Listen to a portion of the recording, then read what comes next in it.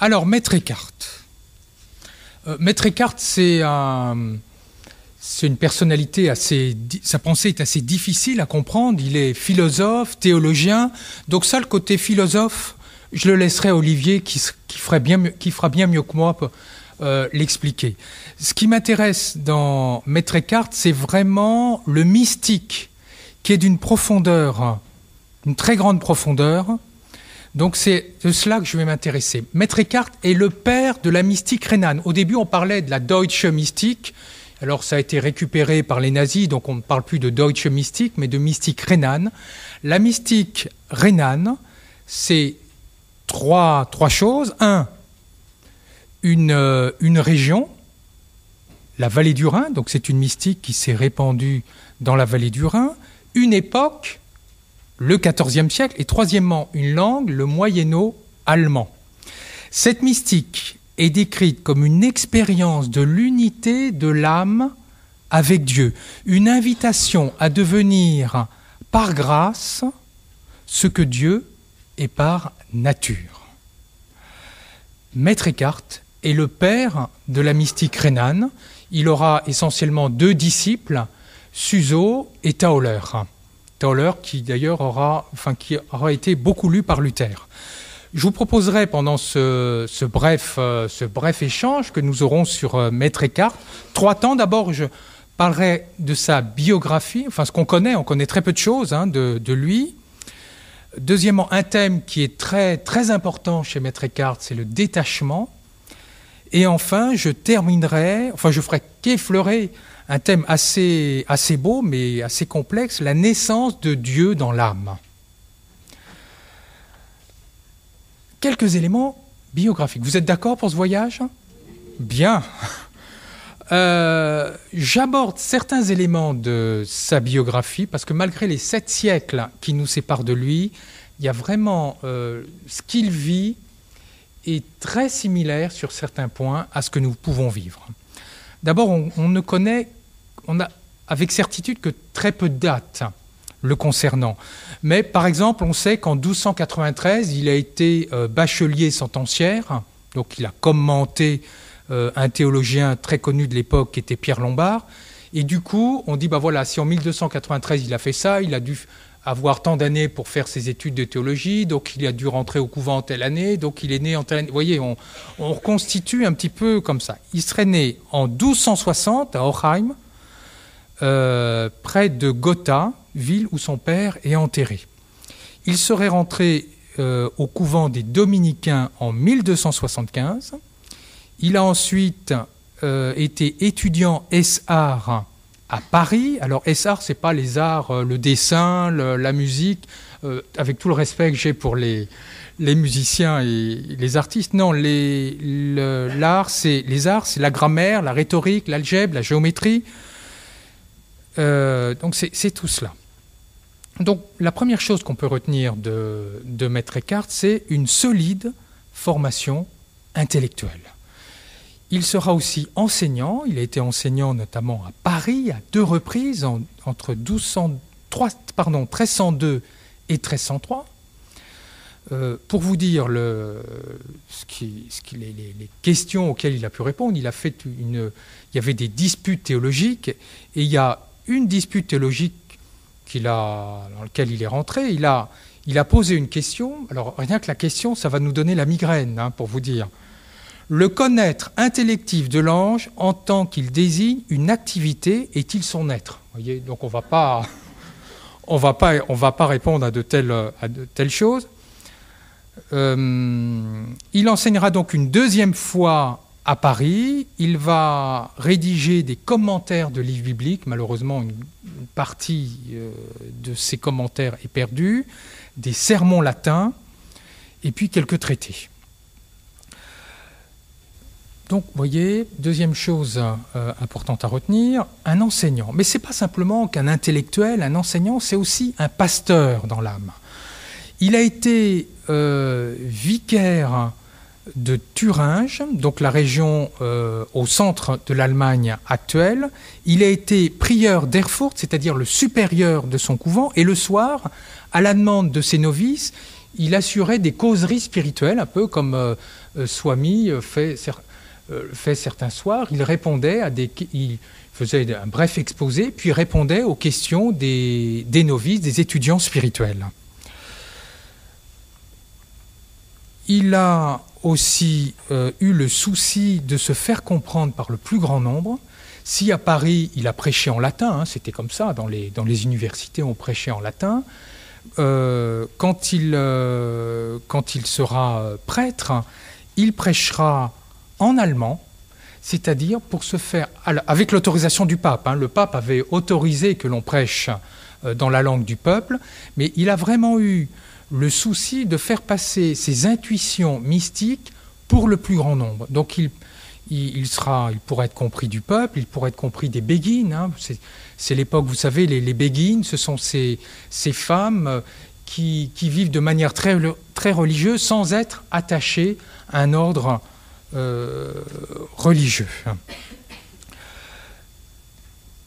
Il est donc aussi, ce qu'on peut retenir de lui, c'est qu'il est ouvert à la mystique. Lors de son deuxième séjour à Paris, donc entre 1311 et 1313, un an avant, il y a une grande mystique du nom de Marguerite Porrette qui a été jugée et qui a été brûlée. Alors cette malheureuse mystique, c'était une laïque déjà.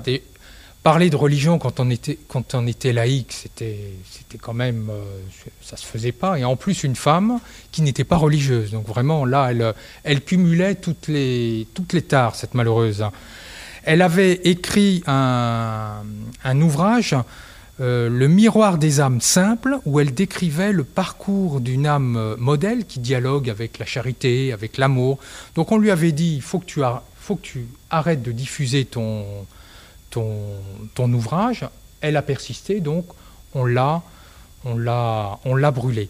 Maître Eckhart a certainement lu son ouvrage, il en a entendu parler, c'était il est arrivé un an après.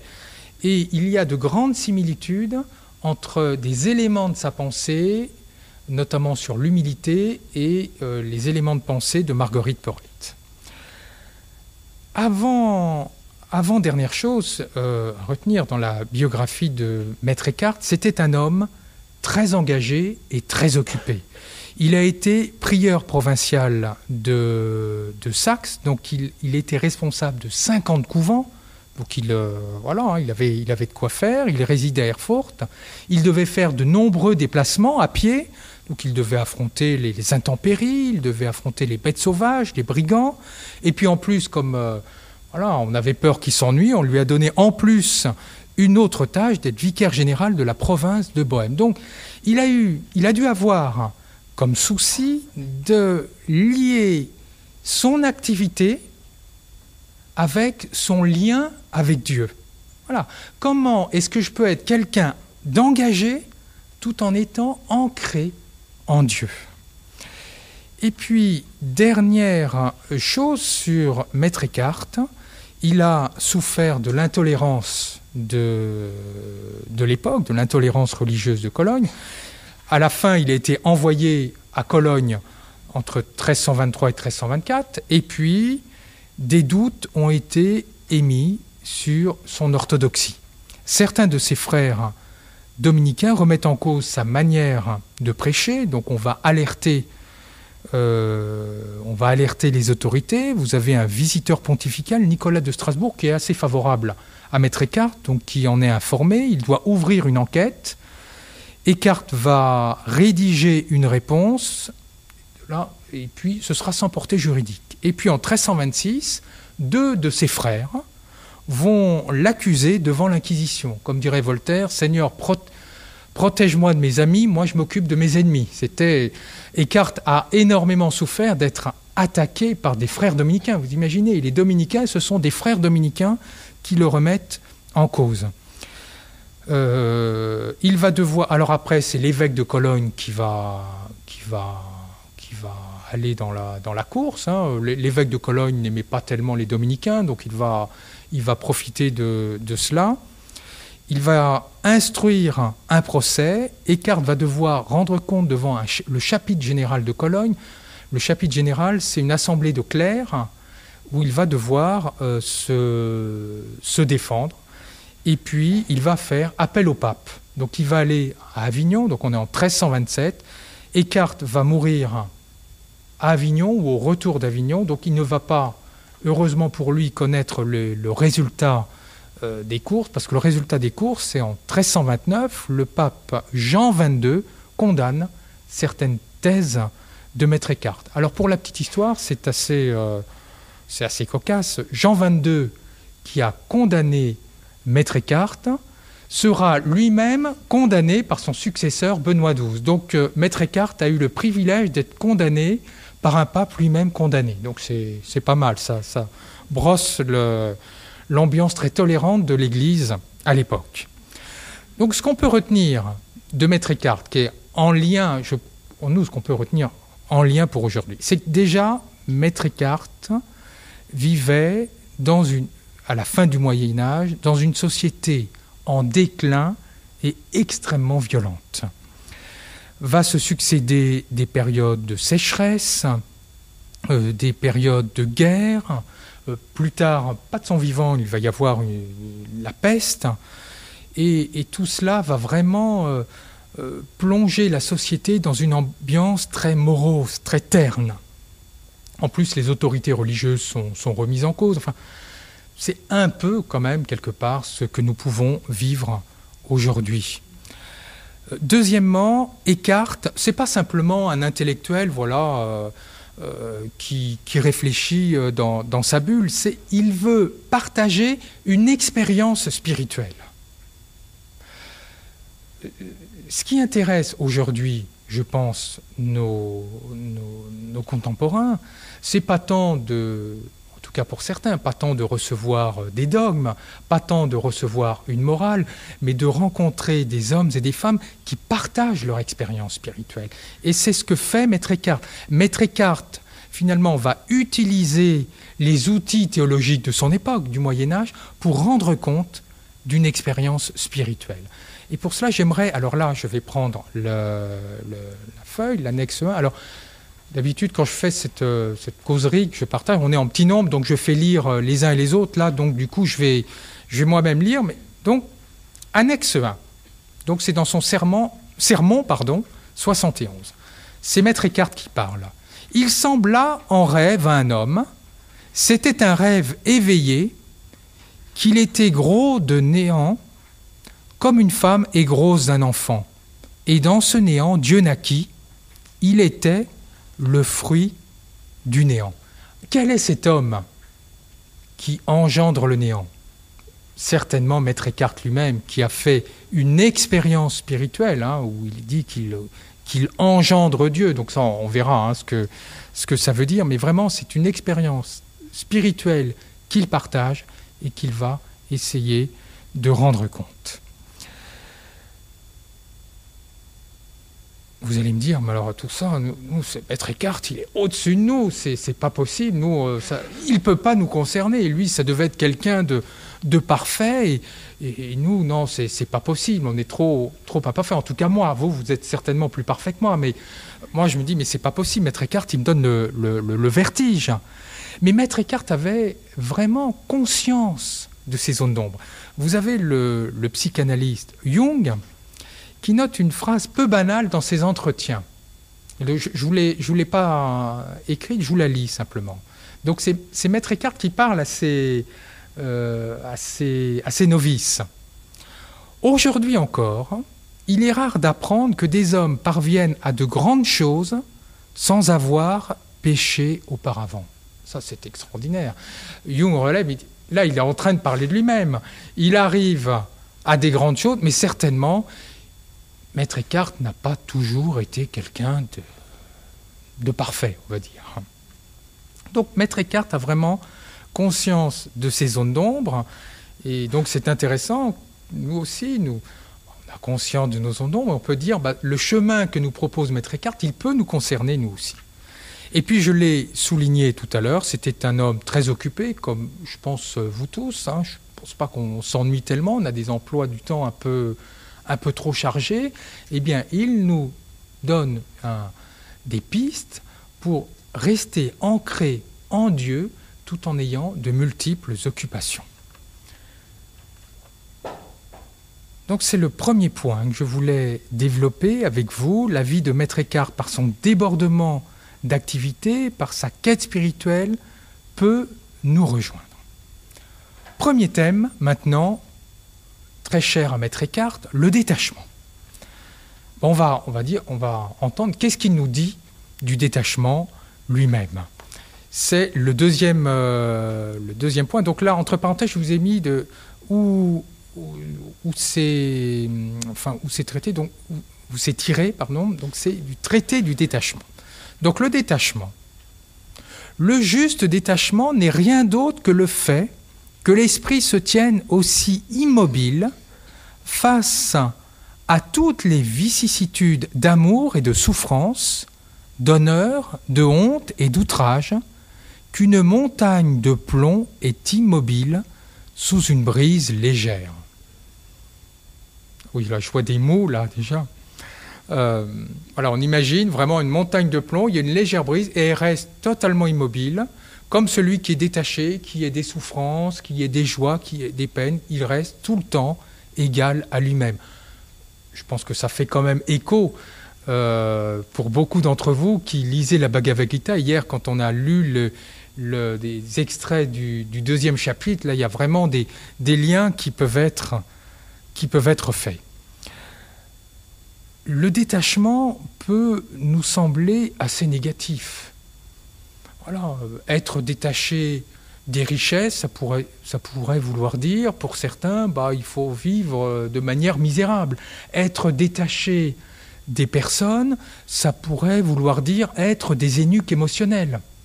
Pas du tout. Pour Maître Eckhart, être détaché, ça signifie plutôt lâcher prise pour être libre et laisser toute la place à Dieu.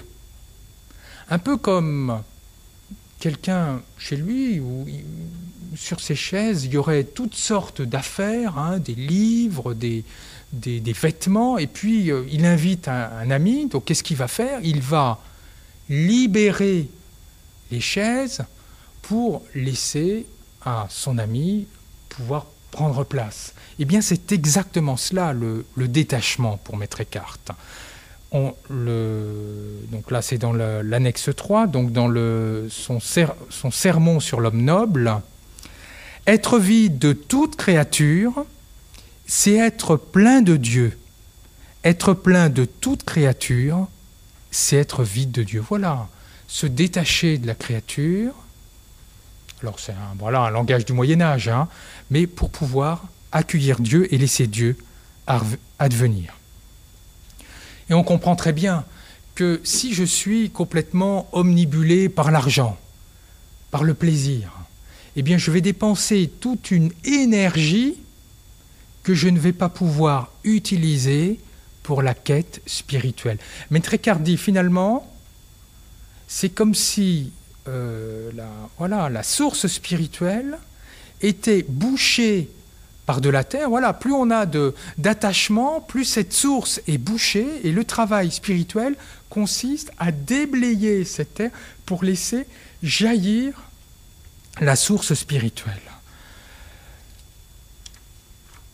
Je vous lis, donc c'est toujours dans l'homme noble, l'image de Dieu, le Fils de Dieu, est comme dans le fond de l'âme, comme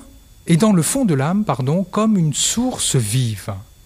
Mais si l'on jette sur elle de la terre, c'est-à-dire le désir terrestre, elle est entravée et couverte, en sorte que l'on n'en reconnaît plus rien et on n'en voit plus rien. Cependant, elle reste vivante en elle-même, et quand on enlève la terre, elle réapparaît et on la boit. La bonne nouvelle dans ce que nous dit Maître Eckhart, c'est que finalement, quel que soit le degré de nos attachements, eh bien cette source, elle est toujours là. On peut toujours entreprendre le travail. Qu'il y ait un peu de terre ou une tonne de terre, cette source, elle n'est jamais éteinte. On peut comprendre Maître Eckhart qui nous dit qu'il faut se détacher des richesses, qu'il faut prendre de la distance par rapport aux personnes, mais Maître Eckhart va aller beaucoup plus loin. Il va débusquer certaines formes subtiles d'attachement. Et une des formes d'attachement qu'il débusque, ce sont ce qu'il appelle les modes. Qu'est-ce que les modes? Les modes, ce sont les chemins que j'emprunte pour aller vers Dieu. Par exemple, moi, je suis de tradition luthérienne, donc je suis habitué à une piété luthérienne, je suis habitué à des chants luthériens, je suis habitué à des prières, à une certaine forme de prière. Mais qu'advient-il si je suis, par exemple, en voyage, et puis que je n'ai pas à disposition une communauté luthérienne? Est-ce que je suis suffisamment détaché de mon mode pour pouvoir en épouser un autre qui va m'aider aussi à aller vers Dieu? Si je suis attaché à mon mode, eh bien ce mode va plutôt être une entrave plutôt qu'une aide pour aller vers Dieu. Maître Eckhart ne condamne pas les modes. Ce qu'il dit, ne confond pas le chemin avec le but lui-même. Parce que si tu es attaché au chemin lui-même, tu es plus attaché aux consolations, aux plaisirs que ce chemin te donne, plus qu'à Dieu lui-même.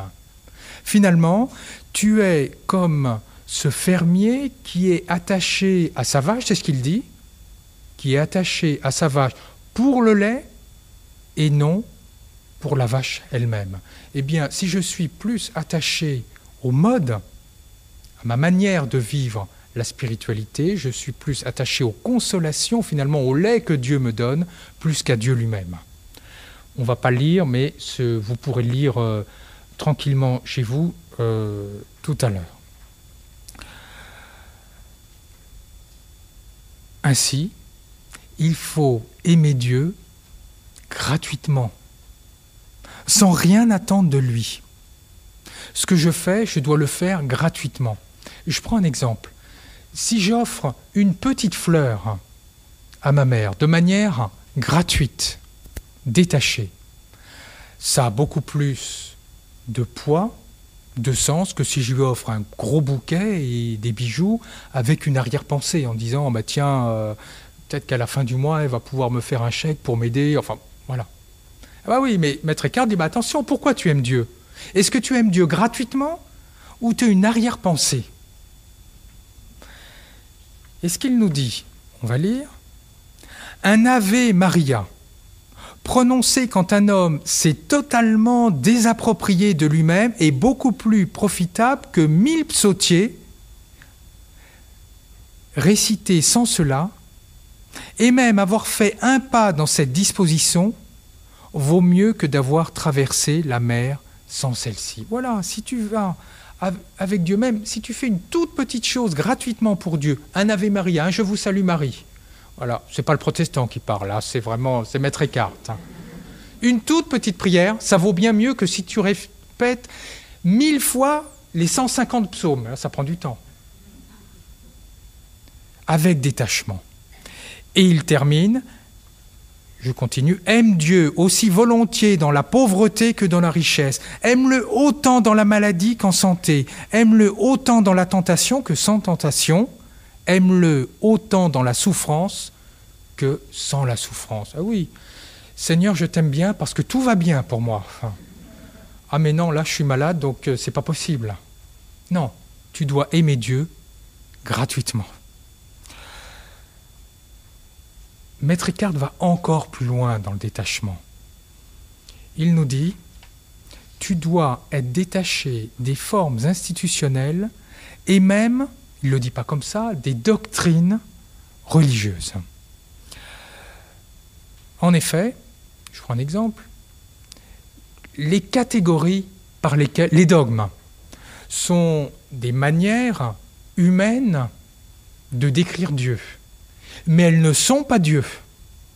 Les adjectifs par lesquels je décris Dieu sont des mots humains, mais ce ne sont pas Dieu. Ces mots ne sont pas Dieu. Et ça, Maître Eckhart nous met en garde ses contemporains à ce sujet. Il dit, donc c'est dans le 8, dans son sermon 83, « Si je dis que Dieu est bon, ce n'est pas vrai. » Il va fort. Hein. Dieu n'est pas bon, je suis bon. Si je dis que Dieu est sage, ce n'est pas vrai. Je suis plus sage que lui. Et oui, comment est-ce que, quand je dis bon, je ne connais que la bonté par rapport aux êtres humains que je croise. Mon père est bon, mes amis sont bons, mais tout cela, ce sont des qualificatifs qui désignent les êtres humains. Mais ça ne peut pas désigner Dieu, ultimement. Donc il dit, voilà, la bonté, ça ne concerne pas Dieu. Moi, je suis bon, enfin moi, Maître Eckhart, parce que je suis un être humain, donc je peux être bon. Mais la bonté, ça ne peut pas qualifier Dieu. Et enfin, alors comment on peut connaître Dieu ? Donc dans son sermon 40, c'est le point 9, « La bonté et la justice sont des vêtements de Dieu car elles l'enveloppent. C'est pourquoi ôtez de Dieu tout ce qui l'enveloppe et saisissez-le dans sa nudité, dans le vestiaire, sans rien qui le couvre, dans sa pureté, tel qu'il est en lui-même. » Il faut débarrasser Dieu de tous ces adjectifs qu'on lui colle, de toutes, on pourrait dire, ces doctrines qu'on lui colle, pour le saisir tel qu'il est. Là, on est dans une théologie qu'on peut qualifier d'apophatique. On ne peut pas décrire Dieu tel qu'il est dans sa nature profonde. Eh bien, ça, c'est très actuel. Je trouve, à l'heure où la plupart des religions sont dans une sorte de repli identitaire, où l'on défend ces doctrines mordicus, Maître Eckhart dit, mais attends, les doctrines, ce n'est pas l'essentiel. Dieu est au-delà des doctrines. Il va même très très loin, il va même jusqu'à distinguer la différence entre Dieu et la déité. Dieu, c'est la Trinité, et la déité serait au-delà de la Trinité. Il dit, alors vous savez, la Trinité, pour les chrétiens, c'est vraiment le dogme, un des dogmes clés sur lesquels il ne faut surtout pas revenir, surtout pas mettre en cause.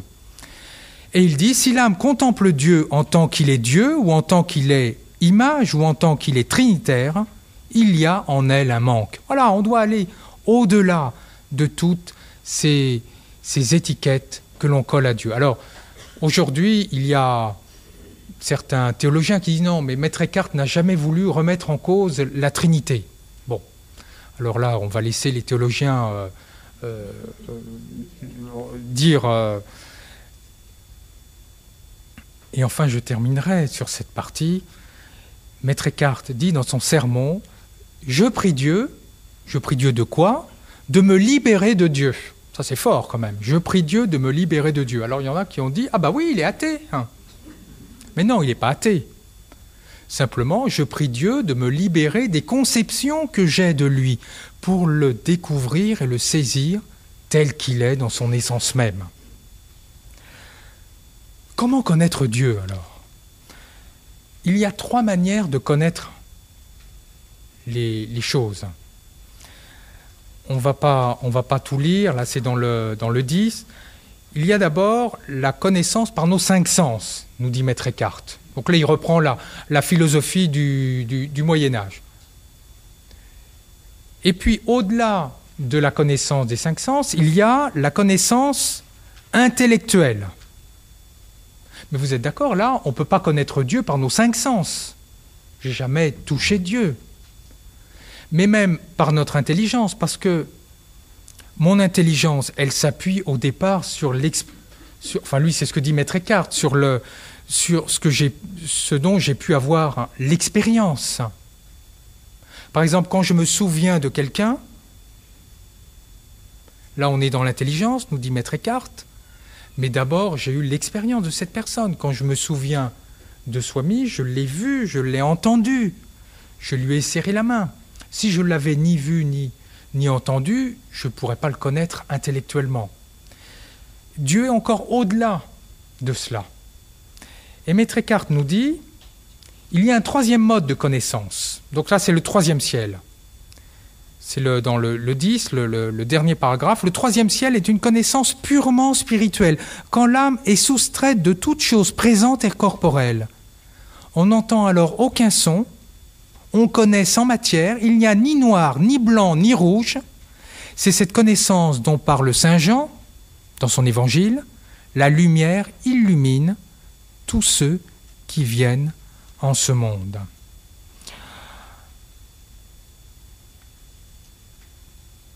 Finalement, Maître Eckhart nous invite à une connaissance intuitive de Dieu, une connaissance au-delà de l'intellect, au-delà des sens.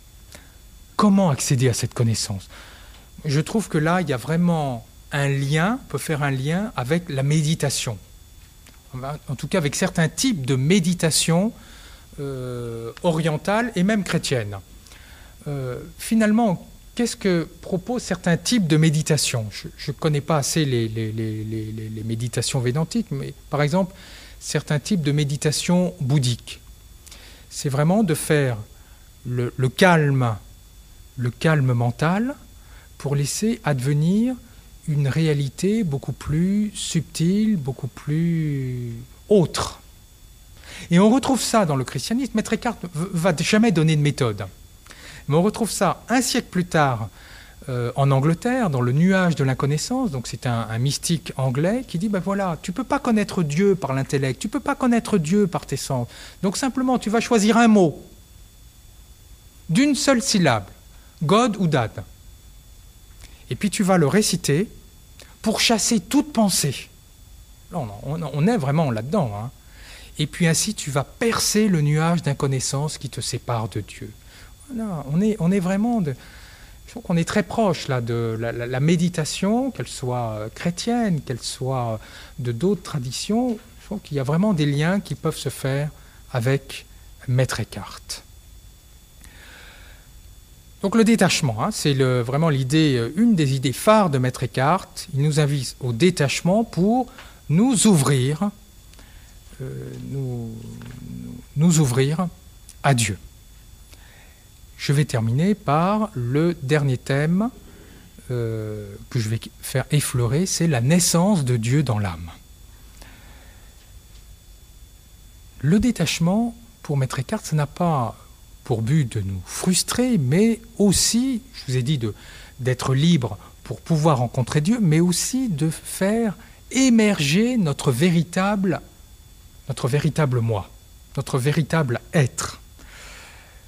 Il dit de manière très belle, donc c'est dans l'annexe 11, Achen, c'est l'homme noble, hein, son traité de l'homme noble.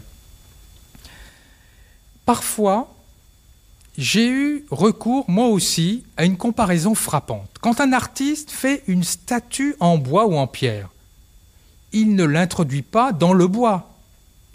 Il enlève, au contraire, les éclats qui cachaient et qui couvraient la statue. Il n'ajoute pas au bois. Il lui enlève quelque chose, il fait tomber sous son ciseau tout l'extérieur et fait disparaître les rugosités. Et alors peut resplendir ce qui se trouvait caché au-dedans. Voilà le trésor enfoui dans un champ dont parle notre Seigneur. Donc se détacher, enlever vraiment tout ce qui nous entrave pour faire émerger notre véritable être. Car pour Maître Eckhart, on ne peut pas réduire notre personne à nos fonctions. Je ne suis pas simplement mon intelligence, mon corps, ma volonté ou ma mémoire. Par exemple, si je dis Olivier est professeur de philosophie, est-ce que je peux réduire Olivier à sa fonction de professeur de philosophie? Quand il sera à la retraite, ce ne sera plus Olivier alors. Ou alors, si je dis, voilà, Monsieur Dupont est quelqu'un de très colérique et d'envieux. Alors si un jour il est plus colérique et plus envieux, il n'existe plus alors. Non. C'est ce que dit Maître Eckhart. C'est comme lorsqu'on nomme quelqu'un charpentier. On ne le désigne pas en tant qu'homme ou en tant qu'Henri, c'est par son prénom, ni réellement son être. On le nomme d'après son travail. Voilà, Maître Eckhart dit, il faut enlever toutes les étiquettes qui nous collent pour découvrir notre moi profond. Ça aussi, c'est très actuel. Aujourd'hui, où dans notre société, c'est mieux être jeune, beau, intelligent, en bonne santé. Eh bien, quand vous n'êtes plus tout ça, qu'est-ce que vous êtes? Eh bien, pour Maître Eckhart, si, vous êtes quelque chose. Il y a autre chose au-delà de toutes ces étiquettes qu'exige de vous la société. Et là encore, je vois un lien avec certains types de méditation bouddhique, notamment Vipassana ou Laktong. Alors là, je ne connais pas encore assez les méditations védantiques, mais quand vous êtes dans Vipassana, vous observez une sensation et vous prenez de la distance avec cette sensation. Vous avez une pensée, vous prenez de la distance avec cette pensée, finalement comme pour découvrir que la réalité ultime est au-delà de ces pensées et des sensations que vous avez. Donc là aussi, je pense qu'il y a des liens, en tout cas un dialogue qui est possible entre Maître Eckhart et certains types de méditation. On ne sait toujours pas ce qu'est le vrai moi. Quel est ce vrai moi? Annexe 13.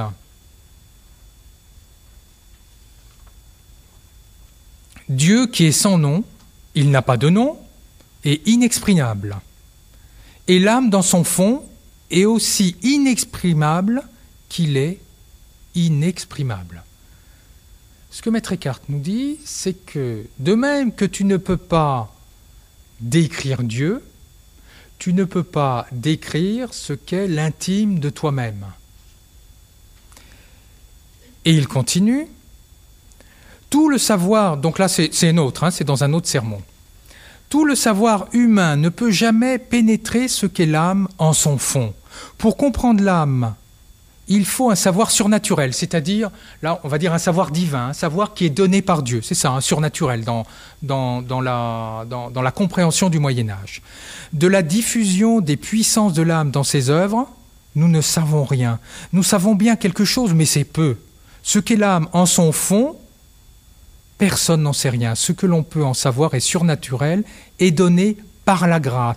Là, Dieu opère sa miséricorde. C'est-à-dire que nous ne pouvons nous connaître nous-mêmes, en notre fond, que par Dieu.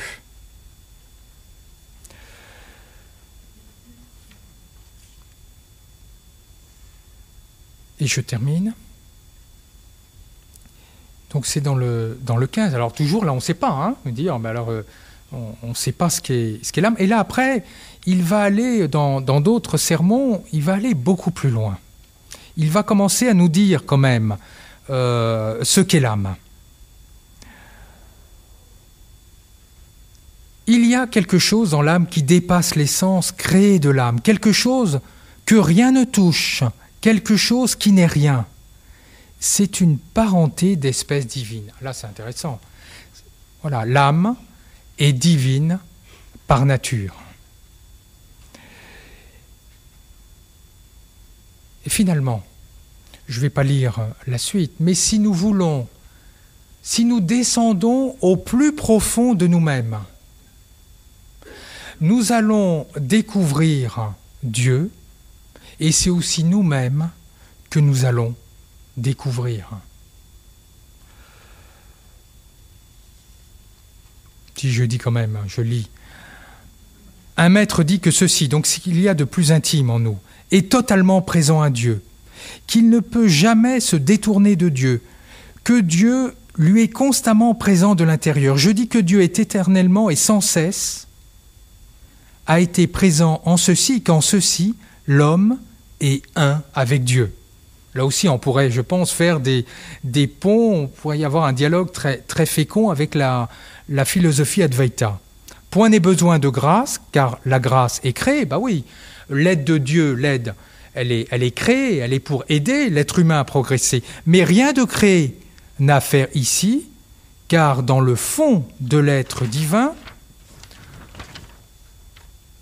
j'ai perdu, oui, où les trois personnes sont un seul être, l'âme est une selon ce fond. Voilà, puis on arrête. Donc, voilà. Si nous descendons au plus profond de nous-mêmes, nous découvrons Dieu et nous découvrons notre intime, notre âme, ce qu'il y a de plus intime en nous-mêmes. Donc là, on commence à voir un peu ce qu'est vraiment la personnalité profonde de l'âme. Mais comment y arriver ? Pour cela, il y a besoin d'un guide. Et pour Maître Eckhart, ce guide, c'est le Christ. C'est le Christ qui va nous aider à entrer au plus profond de nous-mêmes. Dans un sermon, il imagine... Alors, le Christ, c'est vraiment Dieu qui s'est incarné. Alors, il dit ceci dans un sermon. Il dit, pourquoi est-ce que Dieu s'est incarné dans le Christ ? Il dit, eh bien voilà. Imaginez, alors j'ai plus en tête, je crois que c'était un couple, un prince et une princesse, et puis la princesse, elle devient borgne. Et elle se dit, mais c'est plus possible, mon mari, mon prince ne peut plus m'aimer. Et le prince lui dit, mais si, je t'aime, bien que tu sois borgne, je t'aime tel que tu es. Elle dit, mais non, c'est pas possible. Alors que fait le prince ? Pour montrer que vraiment il aime sa femme, il se crève un œil, il se met à son niveau pour prouver qu'il aime toujours son épouse. Eh bien, Maître Eckhart nous dit c'est exactement la même chose. Dieu s'abaisse au niveau de l'homme en prenant notre nature, en prenant notre condition, pour nous prouver qu'il nous aime et pour nous indiquer le chemin pour le rejoindre. Pour nous conduire, nous dit Maître Eckhart, pour conduire l'épouse, c'est-à-dire nous, dans la chambre secrète de l'époux, c'est-à-dire pour nous conduire vraiment dans l'intime de la divinité de Dieu.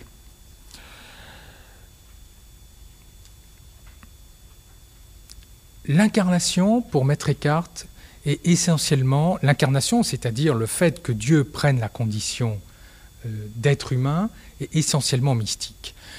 Vous avez trois manières de concevoir l'incarnation. D'abord, historique. Dire, voilà, Dieu s'est incarné il y a 2000 ans dans la personne de Jésus.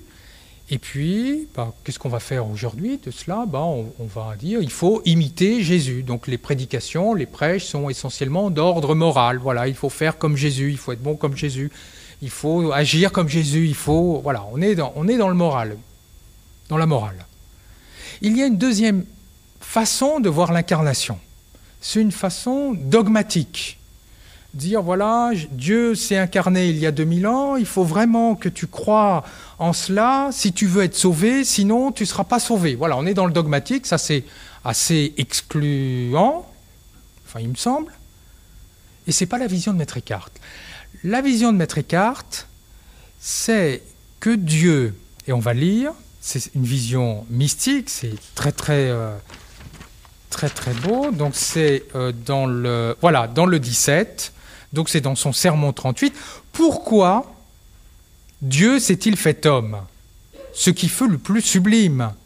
Je dirais pour que Dieu naisse dans l'âme et que l'âme naisse en Dieu. C'est pour cela que toute l'écriture a été écrite, donc toute la Bible, C'est pour cela que Dieu a créé le monde et toute la nature angélique, afin que Dieu naisse dans l'âme et que l'âme naisse en Dieu. Voilà, nous sommes invités, nous dit Maître Eckhart, à engendrer Dieu. Tauler, son disciple, dit qu'il y a finalement trois naissances du Fils. Le Fils, d'abord le Père de toute éternité qui a engendré le Fils, hein, ça c'est pour les chrétiens, le mystère de la Trinité, donc de toute éternité, le Père a engendré le Fils. Ça c'est la première naissance. Deuxième naissance dans l'histoire, le Fils s'incarne dans le Christ. Et troisième naissance, le Dieu finalement naît en nous, le Fils naît en nous. C'est quand même quelque chose d'assez fort, hein, d'assez puissant. Voilà, nous sommes invités à être comme des mères, à engendrer Dieu.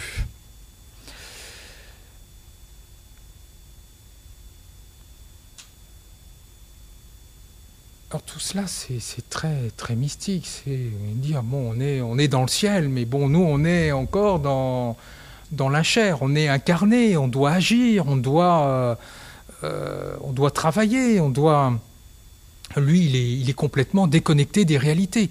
Pas du tout.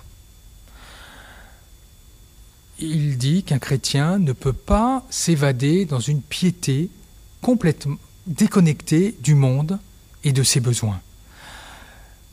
Annexe 19, donc,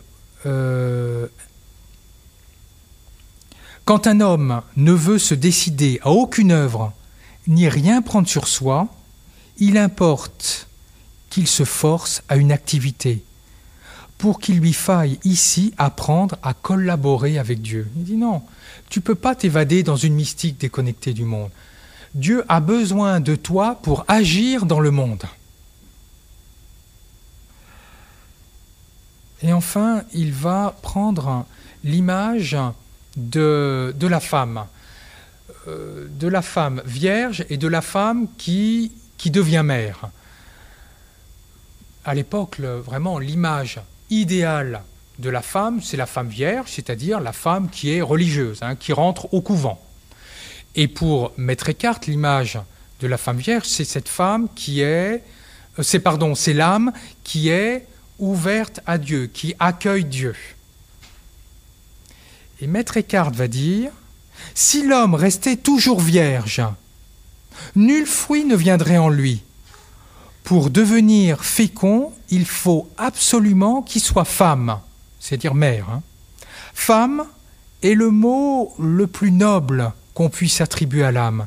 Il est bien plus noble que vierge. Que l'homme reçoive Dieu en lui, c'est bien. Et c'est dans cette réceptivité, il est pur et sans tache. Mais que Dieu devienne fécond en lui, c'est mieux. Car la fécondité du don n'est rien d'autre que la gratitude du don.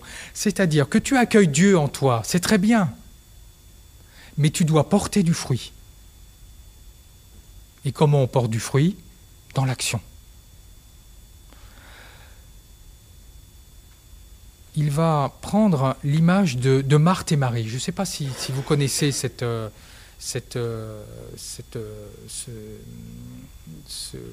extrait de l'Évangile, je vous le raconte. Donc c'est Jésus qui se fait inviter, ou qui est invité chez Marthe et Marie, qui sont deux sœurs. Et puis Marthe, elle s'active dans ses casseroles, là, elle prépare tout, la nourriture, tout. Et puis Marie, elle est assise aux pieds de Jésus, et elle écoute son enseignement. Et puis Marthe dit à Jésus, bon attends, tu peux pas dire un peu à ma sœur de venir m'aider, parce que là, c'est dur hein, pour moi. Et que lui répond Jésus, Marthe, tu t'inquiètes pour beaucoup de choses, Marie a choisi la meilleure part. Quelle est l'interprétation traditionnelle de l'Église ? Dire, ben voilà, Marie, c'est vraiment la femme, ou même l'être humain, qui est capable de se dégager du monde, de se dégager des activités, et puis d'être religieux, d'entrer au monastère, d'entrer au couvent. Et Maître Eckhart, il va complètement renverser. Il va dire non, la plus élevée, c'est pas Marie, c'est Marthe. Parce que Marthe, elle est capable d'être connectée au Christ, d'être connectée à Dieu, même dans l'action. Contrairement à Marie, qui elle est obligée de laisser toutes ses activités pour pouvoir, d'être dans la piété finalement, pour pouvoir être connectée à Dieu et au Christ. Et le Christ la rassure, lui dit, écoute, Marthe, t'as raison de t'inquiéter. Marie, elle a besoin de ces consolations spirituelles. Elle a besoin, pour l'instant, d'abandonner ses actions. Mais viendra plus tard, nous dit... Alors, je ne sais pas si je voulais... non, je ne voulais pas... Alors, je vous le lis parce que c'est quand même assez savoureux. Maître Eckhart nous dit, mais plus tard... Lorsqu'elle eut appris que le Christ fut monté au ciel, donc Marie, qui était restée au pied du Seigneur, qu'elle reçut le Saint-Esprit plus tard, au moment de la Pentecôte, et qu'elle commença seulement à servir, elle traversa la mer. Oui, la tradition a voulu que Marie a vécu en Provence. Et qu'est-ce qu'elle a fait, Marie? Elle prêcha, elle enseigna. Voilà, elle est dans l'action. Et puis, voilà, c'est la mentalité de l'époque. Elle fut servante et lava le linge des disciples. Oui, quand même. Maître Eckhart avait encore une image de la femme qui dépendait de son temps. Maître Eckhart dit à ses novices, si tu es en extase spirituelle, comme saint Paul, eh bien, tu dois être capable d'abandonner ton extase si ton frère, juste à côté, il a besoin que tu lui apportes une soupe bien chaude. Donc, Maître Eckhart, ce n'est pas celui qui est complètement qui est déconnecté de la réalité. Non, au contraire, tu restes dans l'action, tu restes ancré dans la réalité, tout en restant connecté avec Dieu. Donc c'est la troisième idée qu'on peut retenir de Maître Eckhart. L'homme, en descendant dans son fond, découvre que Dieu est en lui et que lui fait un avec Dieu. Et qu'il est aussi connecté à Dieu dans l'action comme dans la contemplation. Pour conclure, il y aurait bien d'autres choses à dire sur Maître Eckhart. Je n'ai pas abordé le côté, vraiment le dialogue que Maître Eckhart a eu avec les autres religions. Dans ses écrits, il cite beaucoup Maïmonide, auteur juif, il cite Avicenne, sans les critiquer. Des fois, il n'est pas d'accord avec lui, mais vraiment, des fois, il les cite pour appuyer ses thèses. Donc, Maître Eckhart était vraiment cet homme aussi qui était ouvert au dialogue. Donc là, ça aurait été une autre piste aussi à explorer. Quoi qu'il en soit, Maître Eckhart nous invite au détachement, au lâcher-prise pour nous ouvrir à Dieu. Et il nous dit qu'en étant détachés, nous pouvons rester connectés à Dieu, même dans l'action. Eh bien, j'espère que nous resterons dans cette journée, et puis dans les semaines à venir, connectés à Dieu dans nos actions, et je vous remercie de votre écoute.